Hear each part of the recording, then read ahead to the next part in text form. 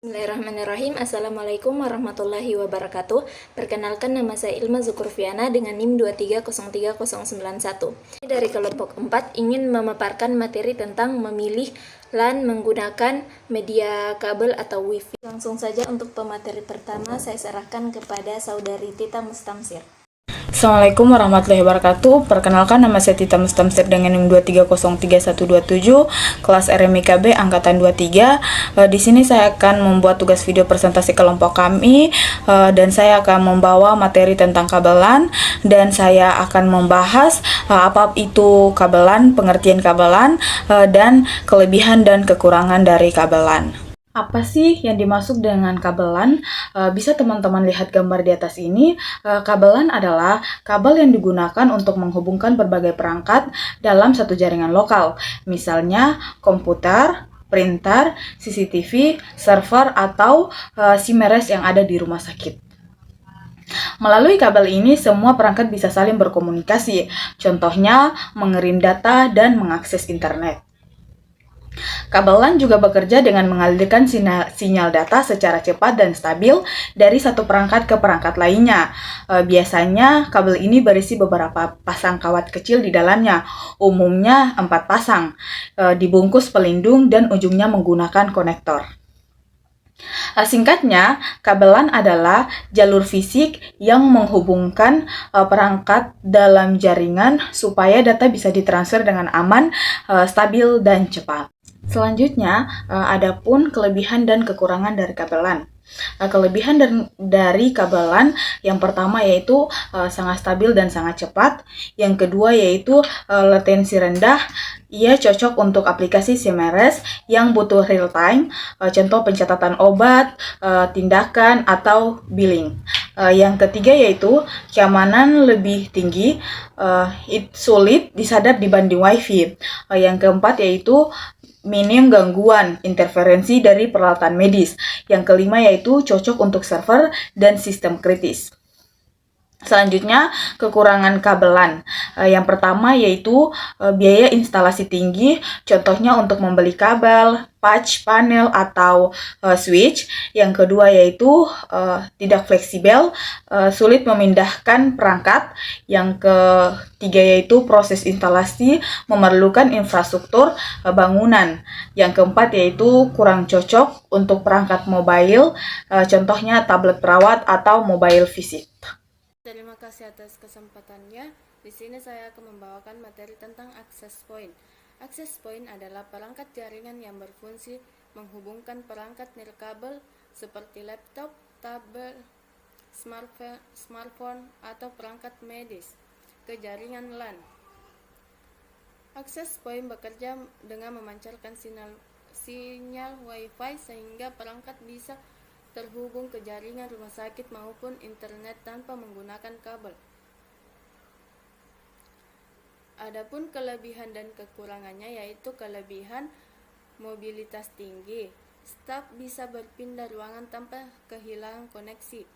Kedua, instalasi cepat, tidak perlu menarik kabel ke seluruh ruangan. Yang ketiga, cakupan luas. Dengan beberapa access point, satu gedung bisa tercakup. Selanjutnya, mendukung perangkat mobile seperti tablet, laptop, pemindah barcode, dan wireless. Dan terakhir, scalable. Ya, itu tinggal menambahkan akses point jika penggunaan meningkat. Adapun kekurangannya yaitu sinyal bisa terganggu oleh tembok tebal, alat medis, banyak penggunaan. Yang kedua, kecepatan tidak setinggi LAN kabel. Yang ketiga, keamanan lebih rentan jika tidak memakai WPA3, LAN, atau isolasi jaringan. Dan yang terakhir, akses point mudah overload, terutama jika dipakai 20-30 pengguna per akses point. Baik, selanjutnya di sini saya akan menjelaskan mengenai dengan jaringan hibrid, di mana jaringan hibrid adalah gabungan antara jaringan kabel, LAN, dan jaringan nirkabel Wi-Fi via access point. Artinya beberapa perangkat penting ini saling berhubungan melalui kabel, stabil dan cepat. sementara perangkat mobile atau di area yang sulit dijangkau menggunakan Wi-Fi. Jaringan hybrid memanfaatkan kelebihan kedua teknologi sekaligus mengurangi kekurangan masing-masing. Di sini kelebihan jaringan hybrid itu yang pertama itu fleksibel, yaitu dapat dipakai di semua area, ruangan terbuka maupun ruangan tertutup. Kemudian yang kedua itu kinerja lebih optimal, yaitu kabel untuk kebutuhan berat, Wi-Fi untuk mobilitas. Kemudian yang ketiga itu luas jangkauan, di mana dapat menjangkau tempat yang sulit ditarik kabel. Kemudian yang keempat itu redundansi yang lebih baik, di mana jikalau salah satu jaringan bermasalah, jaringan lain itu tetap bisa bekerja. Kemudian yang kelima yaitu biaya lebih efisien, karena tidak semua ruangan itu perlu kabel dan tidak semua area itu butuh wireless. Kemudian kekurangan dari jaringan hybrid itu yang pertama itu konfigurasi. Konfigurasinya itu lebih rumit, biaya awal itu biasanya lebih tinggi, terus kebutuhan manajemen jaringannya itu lebih detail. Dari kelompok kami ini, kami memilih jaringan hybrid sebagai jaringan yang paling tepat untuk di bagian CMRS. Kenapa? Yang pertama itu stabilitas dan keamanan. Karena modul CMRS yang bersifat kritis seperti server, farmasi, kasir, rekam medis, radiologi, dan laboratorium itu menggunakan LAN kabel agar koneksi tetap stabil dan bebas gangguan. Kemudian, LAN memberikan keamanan lebih baik karena tidak mudah diakses di luar seperti jaringan Wi-Fi. Kemudian yang kedua itu mobilitas tenaga medis. Dokter dan perawat dapat mengakses CMRS melalui Wi-Fi di ruangan rawat inap, IGD, poli, dan area pelayanan. Kemudian sangat mendukung pengguna tablet, dan mobile EMR, perangkat visit pasien, dan alat portable lainnya. Kemudian yang ketiga itu redundansi dan efisien kinerja. Fallback system, jika jaringan Wi-Fi mengalami gangguan, perangkat kabel tetap berfungsi normal sehingga pelayanan pasien itu tidak berhenti. Kemudian mengoptimalkan kinerja jaringan tanpa harus mengorbankan kecepatan, stabilitas, atau keamanan kabel utama. Kemudian mengembangkan teknologi modern seperti mobile EMR, load medis, aplikasi telemedicine, dan integrasi peralatan kesehatan. Nah, baik, di sini saya akan menjelaskan mengapa kami memilih hybrid.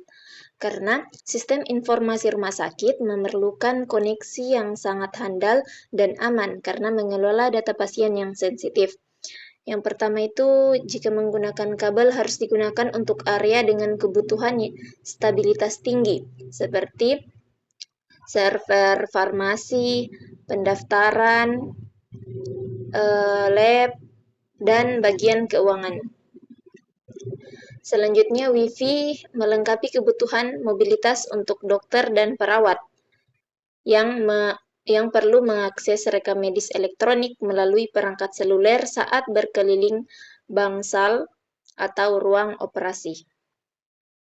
Di sini kami tidak memilih kabel karena dia membutuhkan waktu dan biaya yang banyak untuk dipakai di seluruh gedung.